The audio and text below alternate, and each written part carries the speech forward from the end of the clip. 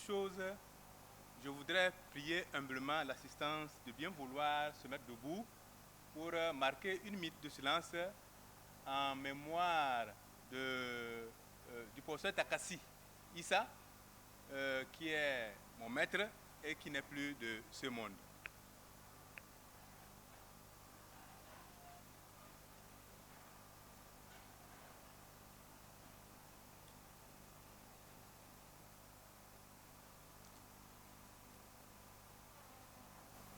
Merci beaucoup. Merci, asseyez-vous s'il vous plaît.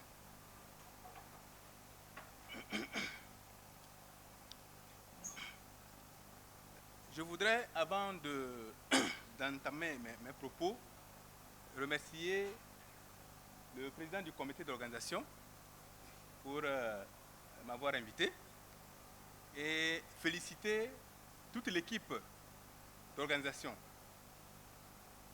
Je voudrais aussi dire mes hommages aux autorités supérieures de l'université d'Abomey-Calavi, principalement le recteur qui était ici. Je voudrais particulièrement dire mes hommages mérités à mon autre maître, ici présent, le doyen honoraire Beto, le doyen honoraire de la FLAC. Je voudrais bien qu'il se mette debout pour que nous puissions vraiment l'honorer. Les mêmes hommages vont à tous nos professeurs ici présents qui sont maintenant à la retraite et qui continuent, bien sûr, à encadrer les thèses et à nous donner des conseils scientifiques. Alors, ma communication vient en complément à celle de mon collègue Ligan, Charles, et s'intitule, comme vous pouvez le voir, de la documentation des langues à la mise à disposition d'outils didactiques. Rôle de la terminologie pour une alphabétisation fonctionnelle efficace. Alors, mon propos va se tenir sur 3 points fondamentaux que vous avez là à l'écran. Après l'introduction, nous allons ensemble faire une clarification des concepts, une clarification conceptuelle. Ensuite, parler du lien entre la terminologie et l'alphabétisation. Et voir comment la terminologie est utile pour la réussite d'un programme d'alphabétisation dans nos pays en développement. Et ensuite, nous parlerons de certains, nous évoquerons certains témoignages qui, évidemment, montrent combien la terminologie a été utile pour les actions de développement menées par certains pays africains, en l'occurrence le Togo. Alors, en introduction, je m'en vais dire que la recherche-action en terminologie et en alphabétisation est cruciale pour promouvoir un développement inclusif et durable en Afrique. Alors, pourquoi? En étudiant les termes spécifiques et spécifiables, comme on pouvait le voir à travers la communication de mon collègue Ligan, en étudiant ces termes, l'on facilite l'accès au savoir et à l'éducation pour tous. Puisque l'alphabétisation a été initiée, évidemment, dans le cadre de l'éducation pour tous. Parce qu'à un moment donné, on a constaté que certaines recommandations de la Déclaration universelle des droits de l'homme n'étaient pas respectées. En l'occurrence, l'article 26 de cette déclaration qui stipule que tout le monde a droit à l'éducation. Et en son article 1er, cette déclaration dit que tout homme, nous naissons, disons, égaux hein, en dignité et en droit. Et si à un moment donné, il y a une marge d'individus qui ne reçoit pas, qui n'a pas reçu d'éducation, c'est qu'il y a une injustice à corriger.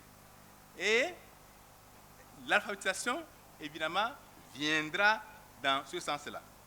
Alors, comment cela peut être réussi? Comment l'alphabétisation peut réussir dans des contextes ou bien dans des zones multilingues comme les nôtres?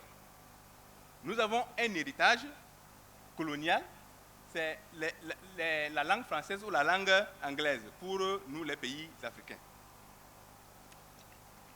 Évidemment, cet héritage est le bénéfice de ceux-là qui sont allés à l'école.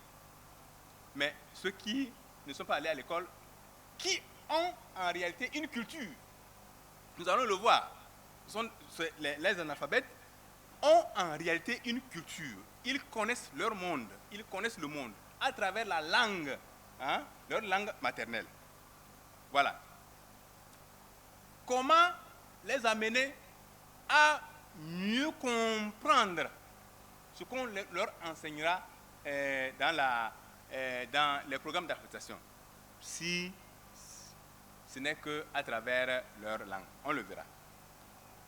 Alors, un meilleur accès à l'information favorise alors l'autonomisation des populations, de ces populations vulnérables, et leur participation active au développement et à la préservation des savoirs traditionnels.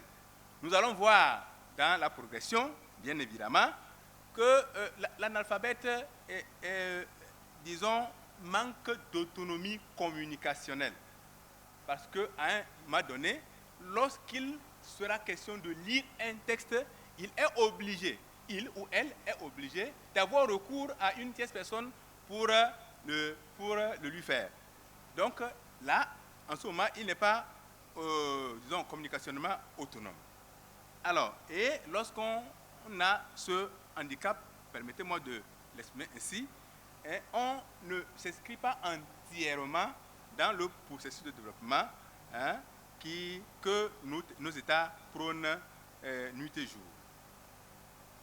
Alors, la lutte contre l'analphabétisme et la sous-scolarisation doit constituer évidemment une préoccupation permanente de nos États et surtout de nos universités.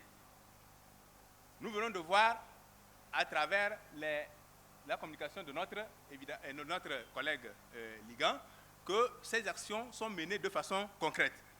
Mais je peux dire que ce n'est pas suffisant. Nous devons encore, disons, approfondir et élargir le champ de ces activités. Alors, on dit souvent que l'éducation est le moteur du développement.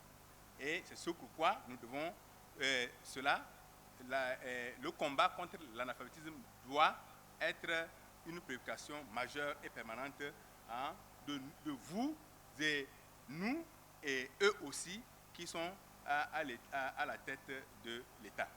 Alors, le présent colloque, dont le thème est « Recherche-action en terminologie et alphabétisation pour la promotion du développement inclusif et durable en Afrique », s'inscrit dans cette dynamique.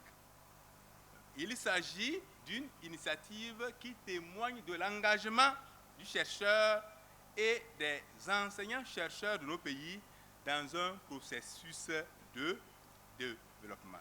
Je tiens alors à féliciter les acteurs principaux. Alors, je ne vais pas nommer les universités, bon, mais quand même, je vais quand même le dire. Il y a l'université Félix Houphouët-Boigny de la Côte d'Ivoire, que je vous demande d'applaudir. Merci beaucoup. On sert d'abord les étrangers avant de revenir servir les autochtones. L'université Cheikh Anta Diop de Sénégal, que je vous demande encore d'applaudir. L'université du Nigériane. Hein? Pardon? Oui, il y a une université au Nigeria, Ondo. Il y a l'université d'Ondo au Nigeria, que je vous demande d'applaudir. Et enfin, l'université d'Abomey-Calavi, que je vous demande de prolonger cette ovation-là. Donc, prolonger cette ovation à l'Université d'Abomey-Calavi. Merci beaucoup pour cette rencontre scientifique qui, évidemment, nous permet de valoriser les résultats de nos recherches et de montrer aux yeux de toute la communauté que nous sommes capables de prendre part de façon active au développement de nos pays. Alors, nous allons à présent clarifier les concepts. Il faut d'abord parler de l'alphabétisation. C'est quoi l'alphabétisation?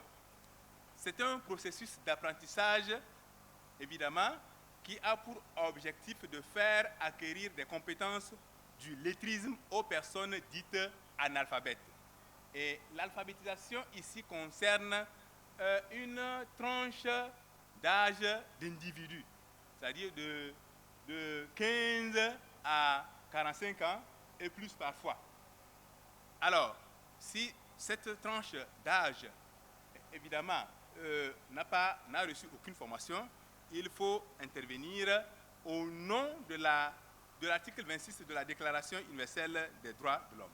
Alors, l'alphabétisation, selon l'Agence suédoise de coopération internationale au développement, c'est apprendre à lire et à écrire, mais aussi utiliser la lecture, l'écriture et le calcul pour apprendre d'autres choses et approfondir, et enfin approfondir et utiliser ces compétences efficacement dans la vie quotidienne. Donc c'est selon le rapport mondial de suivi sur l'éducation pour tous en 2006. Alors, de nos jours,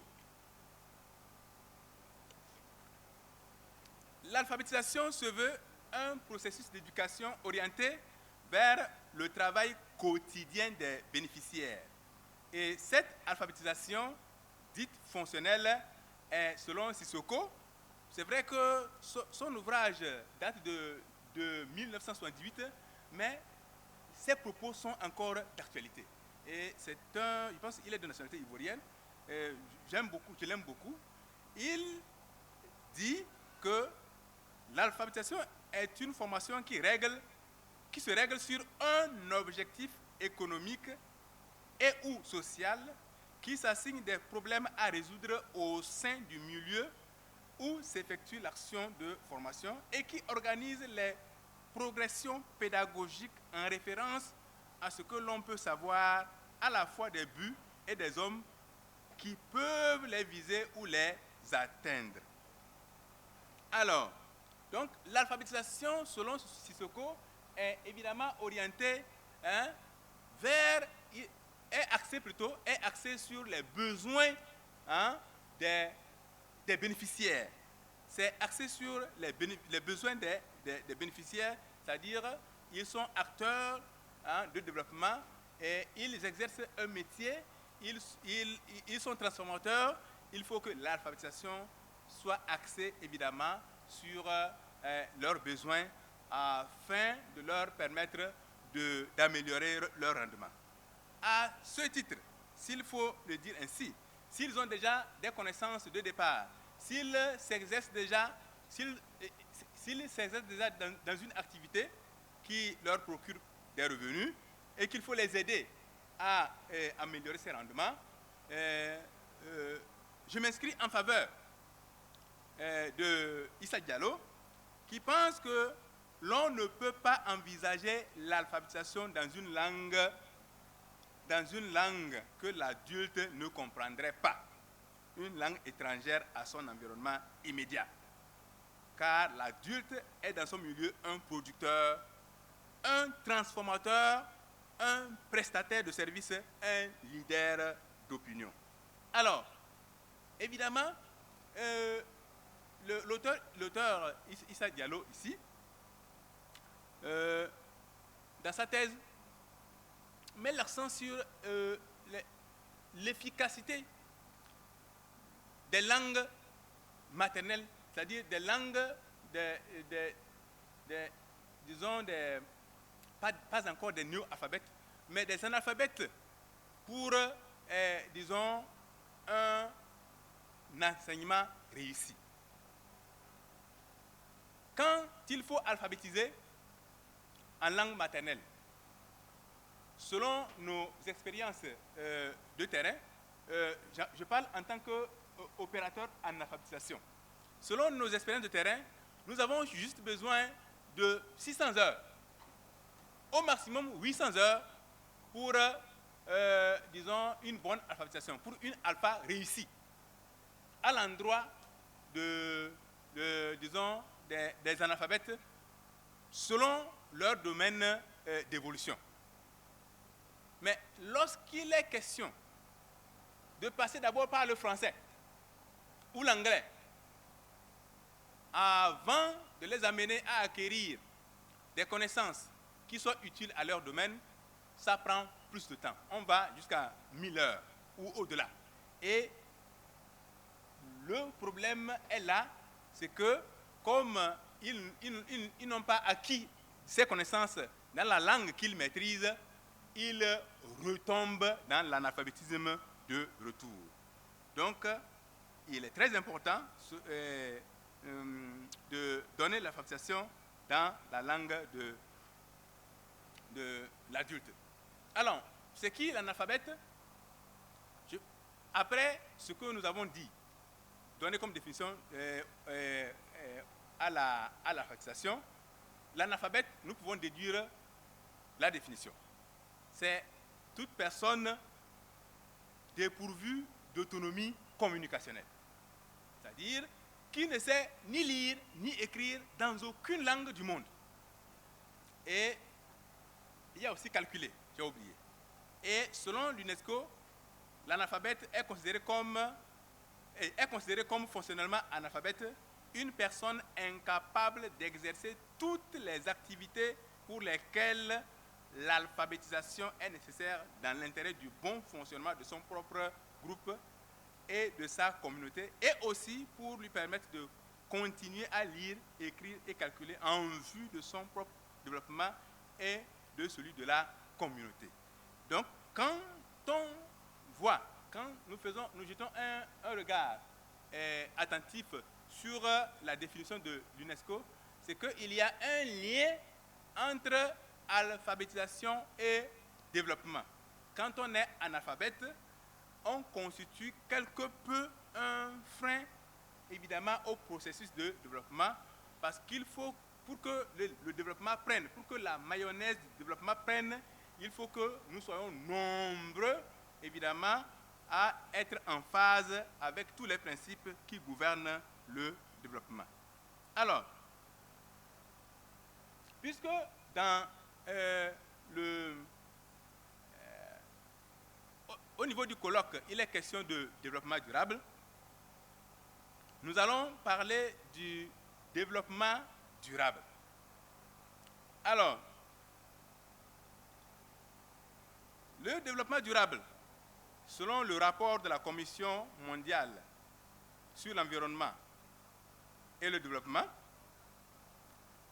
c'est un développement qui répond aux besoins du présent sans compromettre la capacité des générations futures de répondre aux leurs. Alors, il s'agit alors d'un développement qui, selon le concept québécois, s'appuie sur une vision à long terme qui prend en compte le caractère indissociable des dimensions environnementales, sociales et économiques des activités de développement. Alors, le thème qui nous réunit ici s'inscrit dans ce cadre, puisque avant la mise en œuvre d'un programme d'alphabétisation fonctionnelle, le chercheur doit mettre à la disposition de l'opérateur les résultats des recherches terminologiques pour une animation efficace. Le néo-alphabète ayant bénéficié d'un encadrement qui répond à ses besoins pourra mettre en valeur ses acquis pour un bien propre et pour celui de l'environnement dans lequel il vit.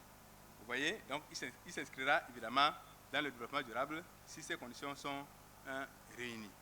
Alors, je ne vais pas parler de la terminologie, il en a suffisamment parlé. Alors, pour ce qui concerne nos pays, l'enseignement est essentiellement, surtout au niveau des alphabets, notre formation doit en réalité, pour que ça réussisse, ça doit en réalité être essentiellement bilingue. Et la terminologie, si il y a évidemment de nouveaux termes techniques qui concernent un domaine de développement donné, il est important que ces termes soient évidemment, je peux utiliser le terme apprivoisé, pour le bien de nos populations et pour un enseignement efficace, surtout au plan alphabétisation. Alors, donc la terminologie doit se donner comme objectif la normalisation des termes en vue d'en faire un moyen efficace de communication professionnelle. Alors, nous avons parlé de la documentation des langues. Évidemment, à ce niveau, ce que nous avions l'habitude de faire avant 2006, je pense, on décrivait les langues, ça faisait partie de la documentation de nos langues, mais à partir de 2006, il y a eu évidemment une autre conception de la chose, c'est que à cela s'ajoute, disons, surtout c'était orienté vers les langues en danger. Puisqu'à un moment donné, l'UNESCO avait constaté qu'il y avait une perte immatérielle du patrimoine linguistique humain. Et pour évidemment, comme on dit souvent que toute langue véhicule une culture, et pour sauvegarder les valeurs de ces cultures, il a été initié la documentation des langues qui consistait évidemment à collecter les informations en situation et dans tous les domaines des langues qui étaient en danger, qui étaient en voie de définition, pour évidemment les sauvegarder et enrichir le patrimoine immatériel humain. Alors, parlons à présent de l'articulation, alphabétisation, développement et terminologie. Et nous allons voir la contribution de l'alphabétisation au processus du développement durable. Alors, quelles sont d'abord les raisons de lutte contre l'analphabétisme? Donc, l'analphabétisme entretient quelque peu un rapport étroit avec la pauvreté. Et il est démontré que l'analphabétisme et la sous-scolarisation sont des facteurs qui limitent et freinent les efforts de développement. Nous allons en discuter. Et là, ce graphique, évidemment, qui a été réalisé à partir des données d'une enquête, c'était en 2011, sur le Togo. Sur ce graphique, on constate évidemment que l'analphabétisme suit la courbe de la pauvreté. Disons, la pauvreté, plutôt, bon, l'un ou l'autre, hein. L'analphabétisme suit la courbe de la pauvreté. Et on voit évidemment que l'analphabétisme entretient la pauvreté. Et si nous parvenons à le combattre, évidemment, nous pouvons nous inscrire entièrement dans un processus de développement durable. Par conséquent, l'alphabétisation est vue comme un instrument de libération économique, un instrument de libération sociale, culturelle et psychologique, en formant une masse critique de citoyens, non seulement informés et formés, mais surtout capables de mobiliser des acquis pour opérer les transformations économiques, sociales, culturelles et politiques posées à l'ordre du jour du développement durable. En formant, évidemment, encore une masse de travailleurs disposant de compétences professionnelles qui valorisent le potentiel et les atouts spécifiques de développement de leurs pays respectifs. En formant, bien évidemment, une masse d'acteurs qui élèvent la productivité de leurs activités génératrices de revenus et la croissance économique du pays, en formant évidemment des citoyens qui veillent à la bonne gouvernance. C'est un aspect à ne pas ignorer. Et c'est une des préoccupations de Paulo Freire, le pédagogue brésilien, hein, qui évidemment parlait de l'alphabétisation conscientisante. Il faut évidemment que ceux-là que nous alphabétisons puissent aussi avoir, disons, une idée sur leurs droits et leurs devoirs. On fera d'eux non seulement des gens capables d'améliorer leur rendement, mais capables de s'impliquer dans la gestion de leur pays pour une meilleure gouvernance. Alors, lorsqu'un citoyen a un niveau de formation élevé, il devient plus productif. C'est ainsi qu'il contribue efficacement à toute politique de développement, qu'elle soit sociale, économique ou culturelle. Alors, plus une population est instruite, plus elle est rentable. Ça, c'est tout à fait clair. Alors, et pour les pays africains, j'allais dire pour nos pays, essentiellement multilingues, comment rendre l'alpha efficace? Alors, pour que l'alphabétisation soit efficace, il faut des recherches terminologiques. Le collègue Ligon l'a suffisamment démontré ici. Alors, les recherches terminologiques contribuent à l'enrichissement de la documentation des langues à travers la mise à disposition d'outils didactiques pour les acteurs pédagogiques et andragogiques en matière d'alphabétisation et d'enseignement bilingue. Les recherches terminologiques facilitent la conduite des formations spécialisées dans les langues locales, ainsi que l'acquisition de nouvelles compétences afin de favoriser un meilleur épanouissement socio-économique des néo-alphabètes. Et là, nous nous inscrivons en faveur de Maïga, qui pense que la recherche terminologique est un passage obligé dans le processus d'une alphabétisation fonctionnelle, car elle permet de faciliter la production de documents d'alphabétisation et de post-alpha, d'enrichir la langue et lui permettre d'expliquer certaines réalités scientifiques, de permettre l'utilisation effective et de la langue dans les formations spécialisées.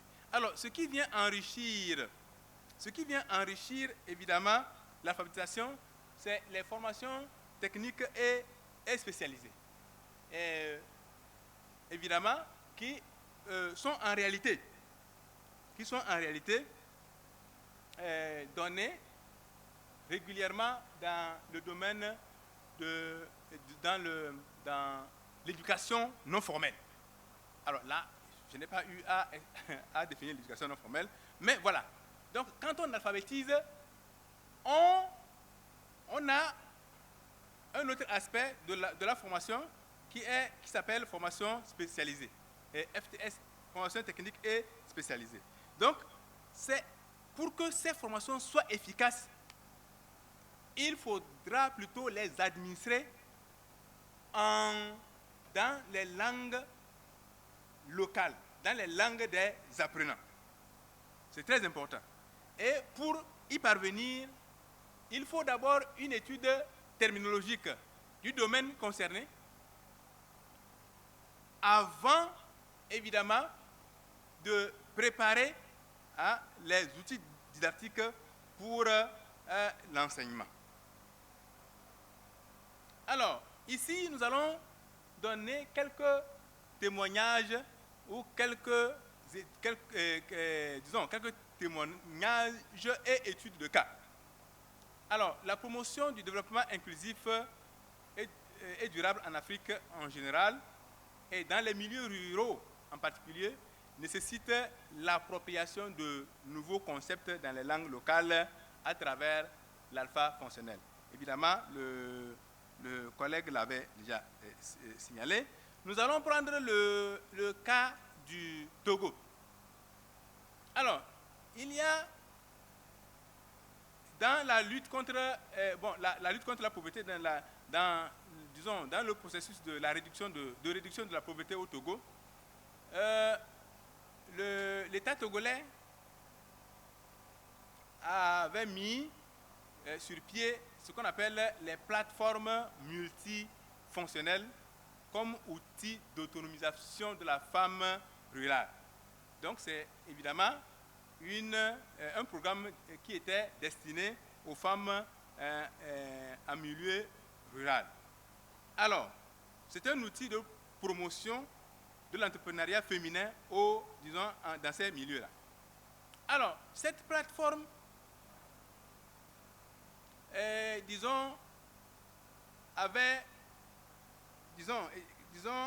avait un double rôle.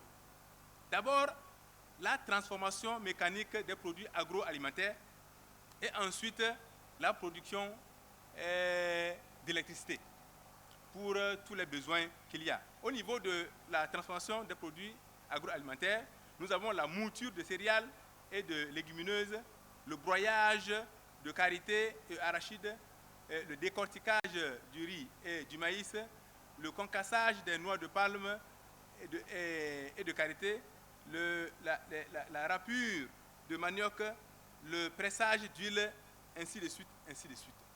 Alors, qu'est-ce qu'il s'est passé? Ce sont des machines, évidemment, qu'on a destinées à des groupements de femmes en milieu rural. Et dans l'exploitation de ces machines, on a constaté que les objectifs définis au départ n'avaient pas abouti. Et il fallait alors voir ce qui a été à l'origine de la chose, de l'échec. Et lorsque les experts ont été consultés, il s'est révélé évidemment qu'il y a un travail préalable qui devait être fait. Puisque en réalité, ces machines sont bien évidemment à la gestion des femmes elles-mêmes. C'est-à-dire que ce sont elles qui doivent assurer la maintenance, ce sont elles qui doivent assurer le suivi, ce sont elles qui doivent assurer la comptabilité primaire, ainsi de suite, ainsi de suite. Et au bout du compte, on a constaté que c'était un échec. Alors, qu'est-ce qui s'est passé? C'est qu'au préalable, on n'a pas fait d'abord une étude terminologique de ces plateformes-là. On n'a pas fait une étude terminologique de la comptabilité primaire que ces femmes rurales sont censées évidemment exercer. On n'a pas fait une étude terminologique de suivi, de l'action de suivi de la mise en œuvre de cette plateforme-là. Et c'est à ce titre que l'ANADEB, qui est l'agence qui s'occupe évidemment du développement à la base au Togo, s'est retournée, est revenue à la direction générale de l'alphabétisation et de l'éducation non formelle pour administrer l'alphabétisation aux femmes en question. Mais bien avant de mettre en œuvre ce programme d'alphabétisation relatif au fonctionnement de la plateforme multifonctionnelle, il fallait des études terminologiques que je venais d'évoquer.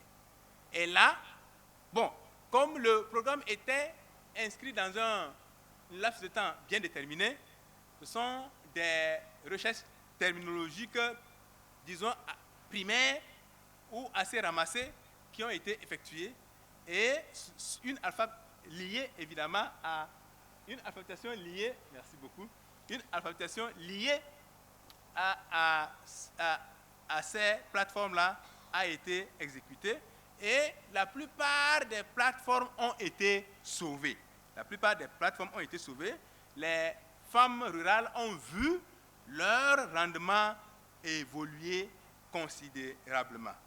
Donc, la recherche terminologique, évidemment, a joué un grand rôle dans la mise en œuvre de l'alphabétisation fonctionnelle liée aux plateformes multifonctionnelles au Togo.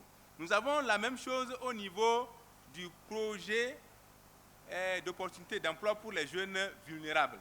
Nous avons là deux types de jeunes, des jeunes alphabètes, disons, des jeunes qui ont reçu l'éducation formelle et des jeunes qui n'ont pas eu cette chance-là. Et pour les différentes formations qui devaient les amener à sortir de leur vulnérabilité, il fallait évidemment mener des recherches terminologiques idoines pour les amener à réussir, disons, ce projet. Et cela a été exécuté par certains opérateurs en alphabétisation et cela fut une réussite vraiment. Alors,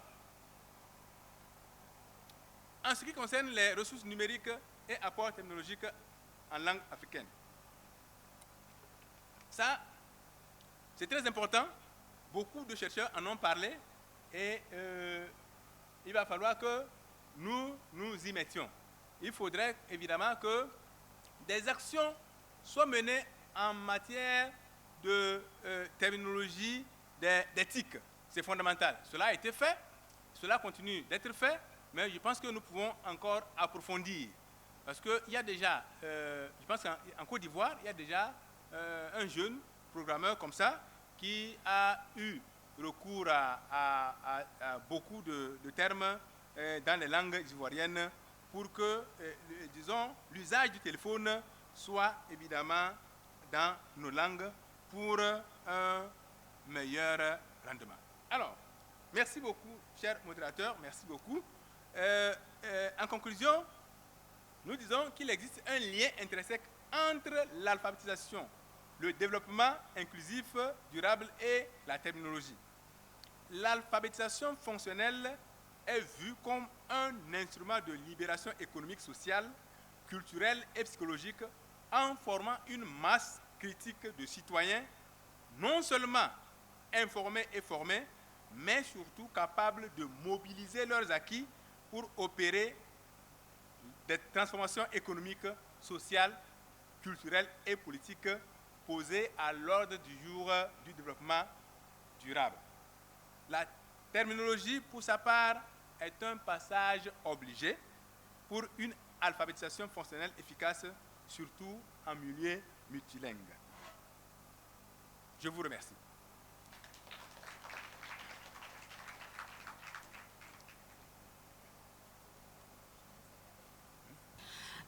Si je vois un peu le thème « Recherche-action en terminologie et alphabétisation pour la promotion du développement inclusif et durable en Afrique », il faut dire que ça augmente un peu mes préoccupations. Et depuis toujours, il y a ces préoccupations qui taraudent mes esprits. On nous dit que une personne analphabète est une personne qui ne sait ni lire, ni écrire, ni calculer dans aucune langue. Donc souvent, l'alphabétisation est souvent tournée vers les personnes vivant en milieu rural qui n'ont pas eu accès à l'éducation formelle. Malheureusement, aujourd'hui, nous voyons que le taux d'alphabétisation est très élevé dans nos pays. On a beaucoup plus de diplômés qu'avant, beaucoup de docteurs. Malheureusement, le développement traîne toujours en Afrique. Pourquoi ? Est-ce qu'il ne faudrait pas renverser plutôt la tendance? Parce qu'aujourd'hui, nos enfants ont passé des milliers d'heures à apprendre en français. Mais ils ne peuvent même plus parler ou bien lire leur langue. Et ils sont un peu en déphasage avec les réalités de leur milieu. Ce qui fait que à la fin de leur parcours cursus, ils pensent tous à immigrer, à aller de l'autre côté, parce que c'est ce qu'on leur a toujours enseigné. Et si ça continue ainsi, est-ce qu'on pourra véritablement se développer en Afrique? Il ne faudrait pas plutôt penser à alphabétiser plutôt nos populations dans nos langues pour pouvoir relever ce défi-là. Je vous remercie. Étant spécialiste des questions d'alphabétisation, j'ai voulu, concernant l'étude de cas que le professeur Bakba a présenté sur les femmes, la plateforme multifonctionnelle des femmes. Ok, à ce niveau, en alpha, il faut dire que parfois quand on dit alphabétisation, pour des collègues qui sont hors de la spécialité, ils peuvent penser que c'est des choses assez basiques, mais c'est assez technique aussi et scientifique. Ce qui fait que lorsque parfois le linguiste qui a cette spécialité-là n'est pas associé, parfois quand il y a des blocages, on veut le voir. Parce qu'on ne commence pas une action de formation d'un milieu analphabète sans faire l'étude du milieu. Et c'est à partir de cette étude du milieu que les besoins sont identifiés et qu'on peut aussi réaliser l'étude terminologique qui va permettre de prendre en compte, y compris même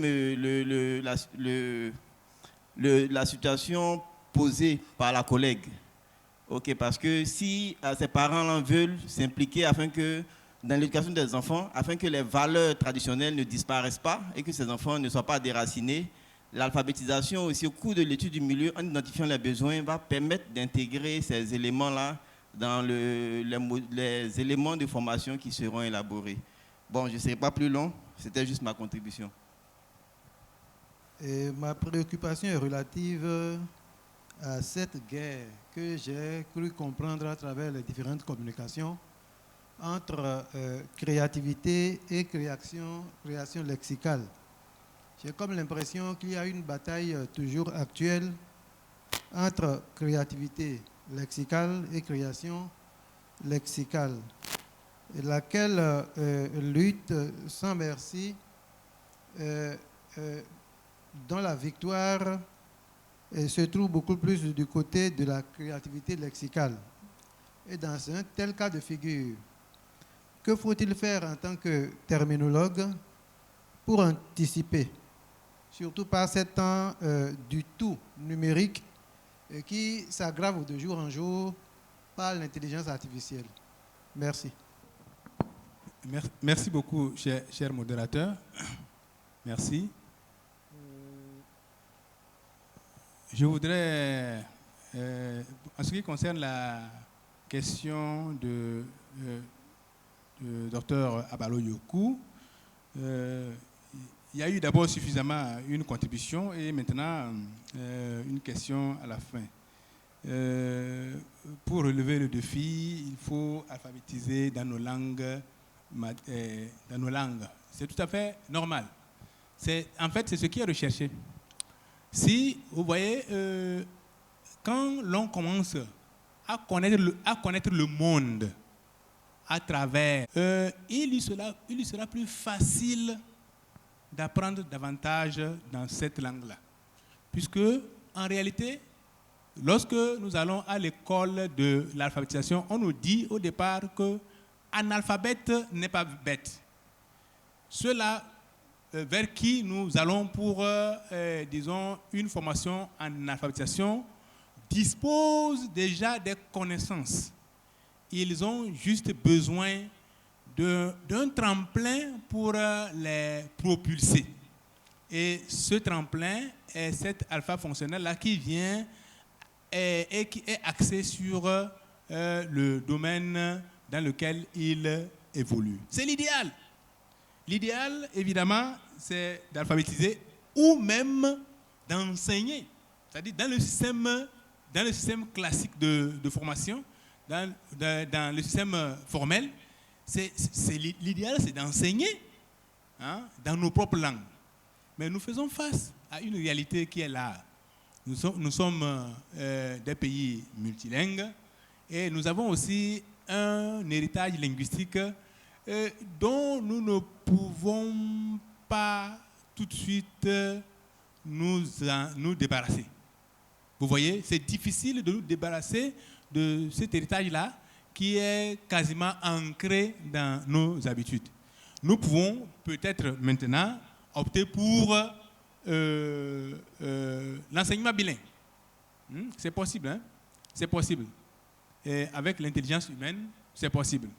Quand vous allez, par exemple, en Allemagne, Non, je vais prendre un pays africain, l'Éthiopie.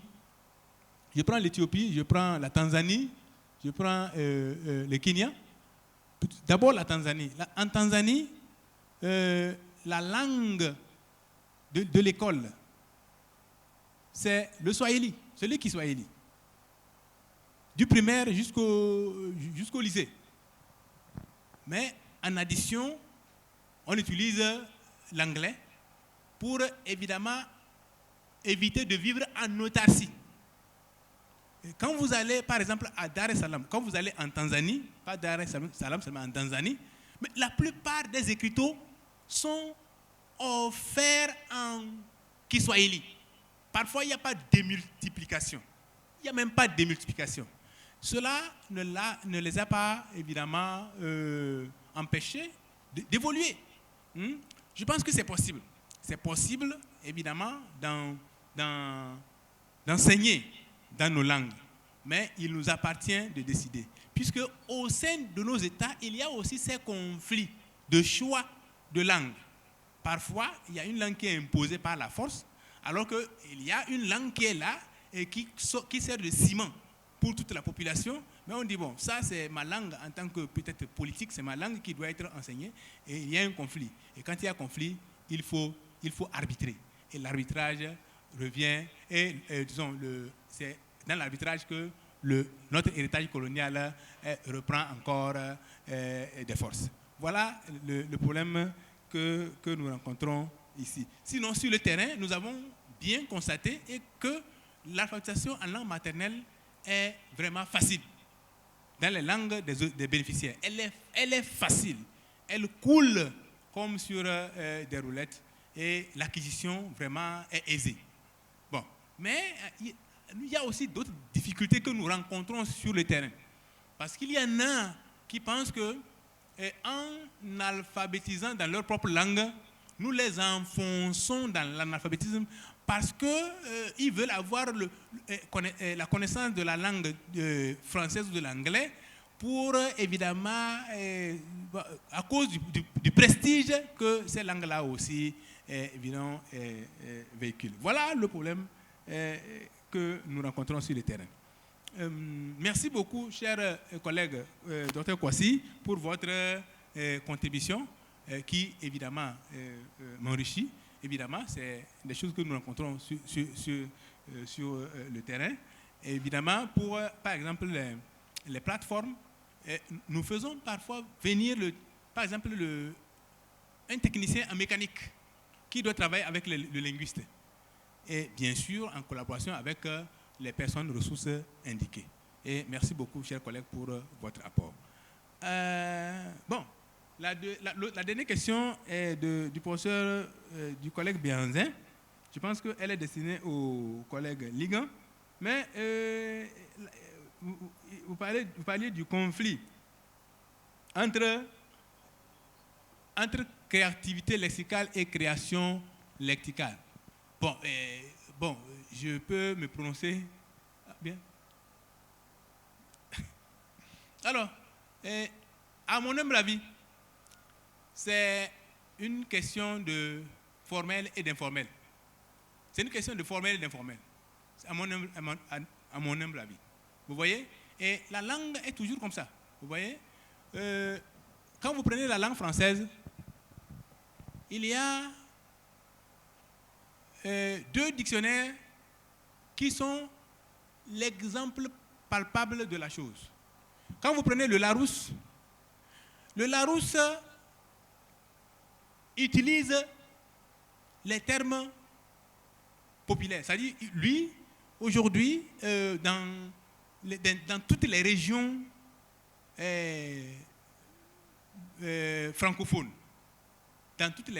francophones, lorsque le Larousse constate l'utilisation fréquente et de façon, disons, massive d'un terme, il le met automatiquement dans son dictionnaire. Et l'année qui suit, c'est ce pourquoi les enjaillements, tout ça là, les boros, tout ça là sont sortis. Hein, vous voyez? Ça enrichit la langue. Ça, c'est le côté, disons, comment j'allais dire, descriptiviste de la chose. Maintenant, il y a le côté prescriptiviste de la chose c'est le Robert. Lui, il est normatif, il tient les racines, il veut utiliser les termes qui sont propres, et voilà. Et il pense que c'est comme ça que la langue doit évoluer. Ça, c'est le côté normatif. Donc ici, ce que vous dites par rapport à ce conflit, c'est une question de formel et d'informel. Ça, c'est mon avis. Merci beaucoup, professeur Bakpa. Vous avez eu tous les mots justes pour répondre à la question de créativité, de création lexicale. Comme il a dit, c'est une bataille entre l'informel et le formel. En parlant de créativité lexicale, tout à l'heure, j'ai parlé de création spontanée, tous azimuts. Ce sont des termes qui sont inventés au cours des communications juste pour combler un vide. Et pour éviter qu'il y ait de vide dans le processus de communication, il y a des gens qui sont très inventifs comme ça, très rapidement, et ils donnent des mots, donc voilà, et la communication suit son cours normalement. Mais en réalité, ce ne sont pas des termes qu'il faut garder à long terme. Il faut les travailler. Et les travailler nécessite, bien entendu, qu'on mette en place une structure, un mécanisme donc de normalisation. Parce que même en terminologie, on parle de la norme en matière de terminologie. Donc, de ce point de vue-là, la création procède de la norme. C'est-à-dire que pour qu'une créativité lexicale qui est éphémère, fragile, fugace, fuyante, puisse passer à création lexicale, il faut asseoir une commission de spécialistes et de spécialistes du domaine concerné par le terme et surtout de linguistes qui connaissent vraiment la langue. Parce que pour qu'un terme soit dit création lexicale, il faut passer par un certain nombre de filtres. Le niveau de la morphologie lexicale doit être respecté. Le niveau de la sémantique doit être respecté. Le niveau cognitif par rapport à la compréhension et la conception même des locuteurs natifs de la langue doit être pris en compte pour qu'un terme inventé de toutes pièces comme ça puisse intégrer le vocabulaire formel et être utilisé en tant que tel désormais. Il faut passer par ce filtre-là et de ce point de vue, nous pensons qu'il faut toujours que les commissions de langue, c'est là où je vais parler des commissions de langue, que les commissions de langue, ils travaillent ardemment pour qu'on puisse vraiment fixer. Parce que ce qui est fuyant, comme j'ai dit tantôt, créativité, bon, il n'est pas fixé, il est libre, on peut l'utiliser aujourd'hui, ça peut tomber demain. Mais quand c'est fixé, ça devient la norme. On peut l'intégrer dans un dictionnaire, on peut l'intégrer dans un lexique spécialisé. Voilà, donc c'est un travail, c'est une réflexion entre l'informel et le formel. Mais ce sont des spécialistes qui travaillent sur les créations lexicales. Ici, par exemple, chez nous, il y a quelques années, et même là encore ça court, dans certaines radios du Bénin, vous entendez des animateurs, des journalistes, lors des émissions, surtout des émissions interactives, inventer des mots juste pour combler certains vides terminologiques. Mais voilà, ils le font en toute aisance. Ça, c'est de façon très délibérée qu'ils le font. Mais est-ce que c'est ça ce que le locuteur natif doit garder désormais? Est-ce que c'est ce qu'on doit garder désormais comme étant la norme pour parler la langue, pour décrire la langue ou carrément même pour faire des traductions? Quand quelqu'un, ici dans une radio, je ne vais pas nommer, disait par exemple Johnnycus, par exemple, Johnnycus, à un moment donné ici, bon, c'était bien, c'est bien à dire sur toutes les lèvres, et Johnny, c'est Johnnycus, voilà. Donc pour dire simplement que bon, ils ont truandé, ils ont comploté, ils ont fait des affaires. Donc c'est un mécanisme donc de contorsion des normes, c'est un mécanisme de corruption, voilà, des choses comme ça. Mais ce n'est pas vraiment ce qu'il faut, parce que Johnny, ce n'est pas un terme fond, ce n'est pas un terme B, voilà. Et donc c'est une création tous azimuts comme ça, inventée de toutes pièces par cet animateur-là, juste pour faire rire, Donc ça fonctionne.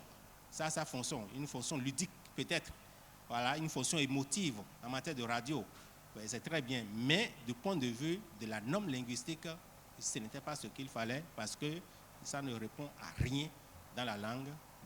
Johnnycus, ça ne veut rien dire dans cette langue-là, en langue fongbe notamment. Voilà. Mesdames, Messieurs, je vous remercie.